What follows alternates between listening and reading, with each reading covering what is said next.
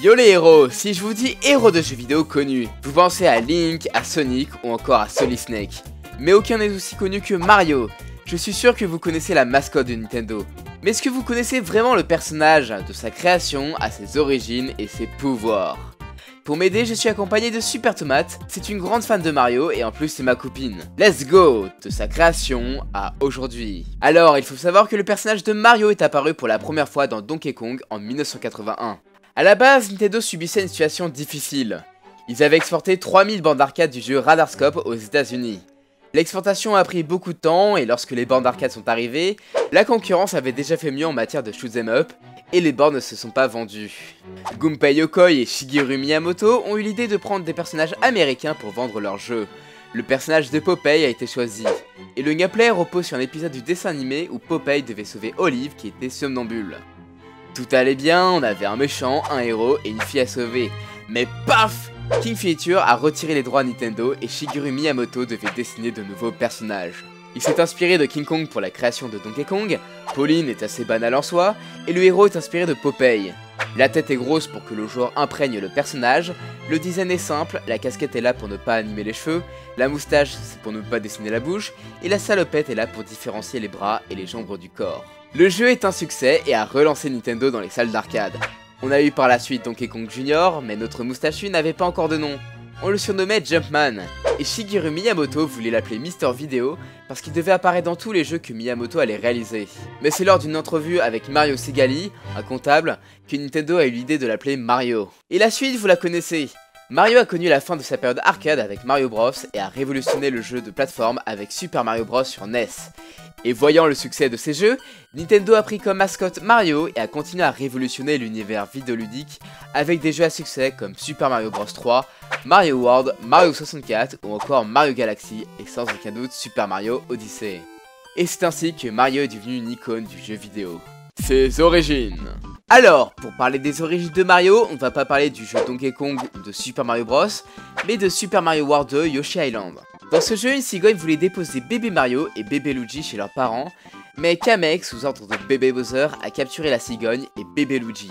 Mais bébé Mario est tombé et il allait s'écraser. Mais il atterrit sur un Yoshi. Et ils ont commencé une aventure pour sauver bébé Luigi. Ils ont réussi et la cigogne a déposé les bébés chez les mauvais parents. Ouais, c'est un peu con. Après une nouvelle aventure dans le jeu Yoshi New Island, bébé Luigi et Mario sont enfin chez les bons parents. Il se trouve que Mario fait partie des 7 enfants de l'étoile. Ces enfants de l'étoile ont d'immenses pouvoirs en eux. Parmi ces enfants, on a Mario et Luigi, on a Peach, Wario, Bowser, Donkey Kong et bébé Yoshi. Aussi surprenant que ça puisse paraître, Bowser du futur a voulu capturer tous les bébés pour obtenir les pouvoirs de l'étoile tombée. Il s'est pris une bonne dérouillée et les bébés ont grandi normalement. Il est devenu un plombier ou un jardinier selon certaines théories et a vécu pas mal d'aventures pour sauver la princesse Peach. Avec son frère, il est une superstar dans les jeux Mario et Luigi.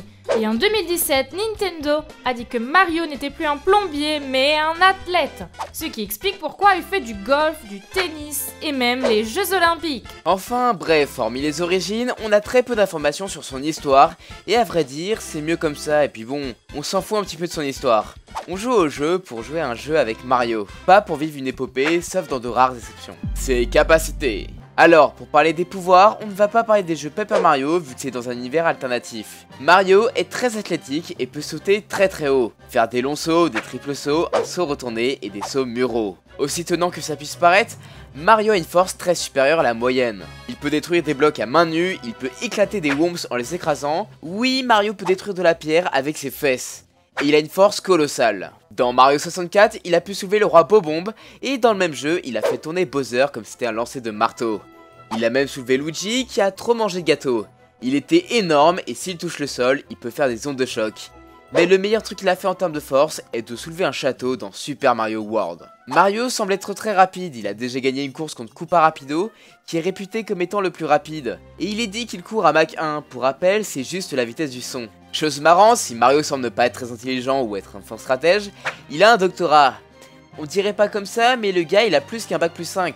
Mario peut créer du feu sans avoir besoin de fleurs de feu. On peut le voir dans Mario RPG. Bon après, il est très habile avec son marteau qu'il utilise fréquemment dans les spin-offs. Mario a quand même réussi à battre Bowser de multiples fois, notamment lorsqu'il était le maître de l'univers. Sinon, il ne faut pas oublier que notre moustachu a d'autres ressources, ce qui fait la richesse de l'univers Mario et sans aucun doute les power-up. En gros, c'est les objets qui donnent des super pouvoirs. Alors, je ne vais pas parler de tous les objets parce que sinon ce serait trop long.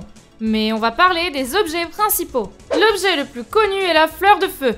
Elle lui permet de tirer des boules de feu surpuissantes. Dans le même style, on a les fleurs de glace. Bon, l'effet varie dans Galaxy. Mario peut geler l'eau et la lave s'il la touche. Et dans les Mario Bros, il peut geler ses ennemis avec ses projectiles. Toujours plus destructeur, il peut manier un boomerang et des marteaux. Sinon, Mario a toujours eu la capacité de voler avec pas mal d'objets, comme la feuille rouge, la cape, la casquette ou encore l'étoile rouge.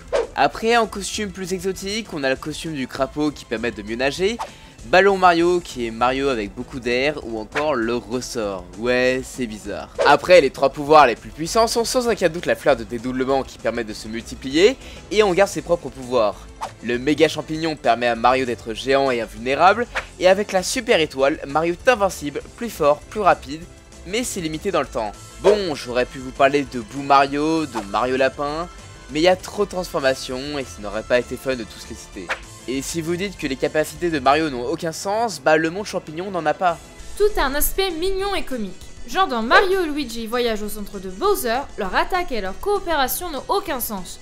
Le fait qu'il ait une force surhumaine est plus pour un effet comique. Dans Mario et Luigi voyagent au centre de Bowser, Mario peut soulever Luigi qui a pris une tonne en mangeant des gâteaux. Mario est un personnage coloré et fun qui n'a aucune intention d'être sérieux. Et si Mario est capable de tout, qu'il sait tout faire, c'est parce qu'il est Mario.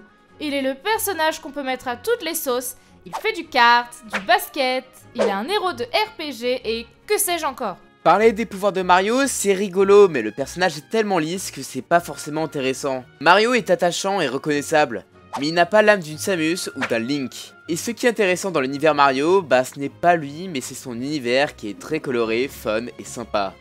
Si on joue à un jeu Mario, c'est pour le gameplay.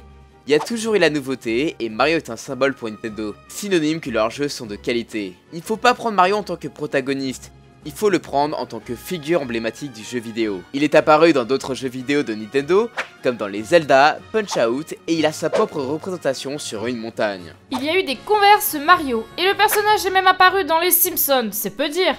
Il est maintenant plus connu que Mickey et a son propre parc d'attractions. Phew, c'était compliqué de parler de Mario, mais j'espère que la vidéo vous aura plu. C'est un nouveau concept qui apparaîtra de temps en temps sur la chaîne. Je continue les comics en majorité, ne vous inquiétez pas. J'espère que le concept vous aura plu.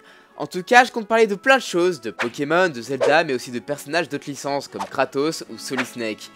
Et aussi de l'indépendant avec Shovel Knight.